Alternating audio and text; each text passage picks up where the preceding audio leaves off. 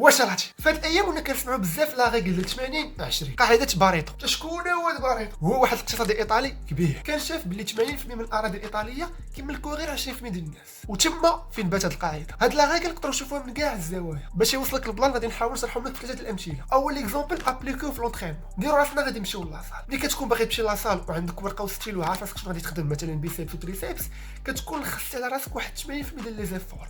كتبقى لك غير 20% ديال الخدمه كتكون كونسونطري عليها وكتعطيك النتيجه ديال 80%. يعني كدوز واحد السيونس لوز. ثاني مثال هو كاين بزاف ديال الشركات اللي كيعرفوا على ان الربح ديالهم كاين غير 20% من الزبائن ديالهم. كيفاش البلان هو انه كيحاولوا فيديليزيو الكليان ديالهم دي بروموسيون بحوايج زوينين، حيت عارفين انه ديك 20% ديال الزبائن هما اللي كيعاودوا يرجعوا يشريو من عندهم، هما اللي كيطلعوا لهم الشيفر دافير. وثالث مثال اللي غادي نعطيكم هو اللي كان قال في الكتاب وغادي تفهموه مزيان. قال لك على انه 80% من الناس اللي كيستعملوا البيسي كاين فيهم غير 20% اللي كياخذوا لي بروغرام اللي كيشريوهم، بحال مثلا ادو بريمير برو ديال المونتاج، فوتوشوب ديال التصاور، ودي بروغرام ديال الكونطابيليتي وزيد وزيد وزيد. كخلاصه باش تفهم هادشي كامل، الا خديتي في النهار ديالك غير 20% ديال وقتك وتكونسونطريتي فيها، غتكون عندك النتيجه ديال واحد اللي خدام نهار كامل وما مكونسونطريش. بيس.